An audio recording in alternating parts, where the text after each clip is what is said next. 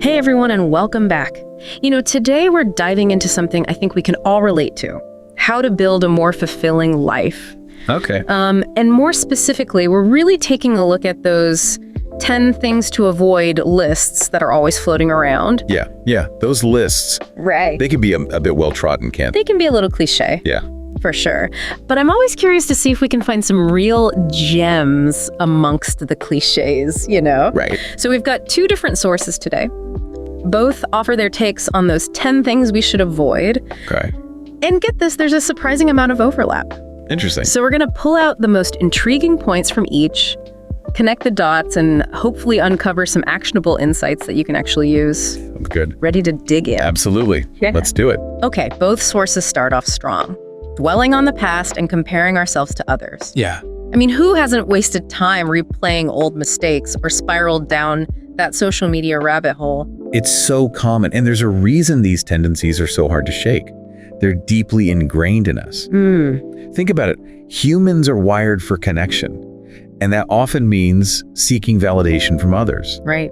We're also naturally drawn to certainty, and looking back or comparing ourselves can feel like a way to make sense of things, even if it ends up making us feel worse. It's like our brains are trying to help, but sometimes they just make things messier. Right. It's not about ignoring these tendencies, but understanding them and finding ways to shift our focus. Okay. It's like one of the sources says the past should be a teacher, not a prison. I love that analogy. So it's not about pretending the past didn't happen. It's about learning the lesson and then most importantly, letting it go. Yeah. But how do we actually do that? How can someone pinpoint those key takeaways from the past without getting stuck in a loop of overthinking? It's a great question. Let's say you're facing a deadline at work and you're feeling overwhelmed. Instead of getting lost in worry, make a moment to reflect. Okay. Did you overcome a similar challenge in the past? How did you handle it? What did you learn? Okay. By tapping into those past experiences, you can gain valuable insight into how to navigate the current situation. So we're learning from the past to help shape a better future. Exactly. Which naturally leads us to the next thing our sources tell us to avoid: fear of failure. Yes. And yet both sources also emphasize the importance of forgiveness, especially forgiving ourselves. Right. I think there's a connection there, don't you? Absolutely. It's like those two ideas are two sides of the same coin. One source even describes failure as a stepping stone, not a stumbling block. Exactly. And that resonates with the concept of a growth mindset. Okay. The idea is that challenges and setbacks aren't failures, they're opportunities for learning and growth. Right. It's about embracing the yet. You haven't mastered something yet, but you're open to learning and growing from the experience. Right. So I'm curious, what's one small risk you think our listener might have been putting off because of this fear of failure? And how could shifting to a growth mindset change their approach? It could be anything. Maybe they've been hesitant to start a new hobby, ask someone out on a date, or speak up more at work. By viewing these experiences as opportunities for growth rather than potential failures, it can really change the whole dynamic. I love that. Okay, shifting gears a bit here. Both sources also touch on the importance of relationships. Sure. But they approach it from slightly different angles. One keeps it super concise, while the other adds another layer. Don't compromise your values. Why do you think those two ideas are often linked? Because they're fundamentally intertwined. Think about it. Strong, healthy relationships are built on a foundation of shared values, Okay. or at the very least, a deep understanding and respect for each other's values, even when they differ. That makes a lot of sense. One source describes values as our internal compass. So what happens when someone's internal compass is totally out of whack with the relationships they're in? It's got to create some friction, right? It absolutely can. Yeah. You might feel a sense of dissonance, like Yeah. you're constantly second-guessing yourself or feeling like you have to shrink parts of yourself to fit in. Yep. It's draining. And sometimes those values clashes aren't clear-cut, right? Right. It's not always a simple right and wrong situation. Exactly. It often requires us to have those tough conversations, to find compromise where we can, and sometimes to recognize when a relationship is no longer serving us. Right. No matter how much we care about the person. That's a lot to unpack. Yeah, But those challenging situations also provide some of the most valuable life lessons. for sure. Speaking of challenges, let's talk about the trio that seems to plague us all: procrastination, fear, and that never-ending need for validation. Oh, yeah? I think we can all relate to these on some level. Why do you think these habits are so persistent? It's the way we're wired, but also the world we live in. We're constantly bombarded with information, striving for that elusive, optimized life, and feeling like we're always switched on. Right. It's no wonder we get stuck in these cycles of procrastination, fear, and seeking validation from external sources. And our sources today offer some decent advice. Right. Breaking down tasks, practicing gratitude, things like that. Yeah. Which can definitely be helpful, but it often feels like there's a deeper layer to it, wouldn't you say? Absolutely. Like, we have to adjust the root cause, not just the symptoms. Those practical tips are great for short-term fixes, but real change requires us to go deeper. We have to examine those underlying beliefs and thought patterns that are keeping us stuck. Right. It's about understanding the why behind the behavior.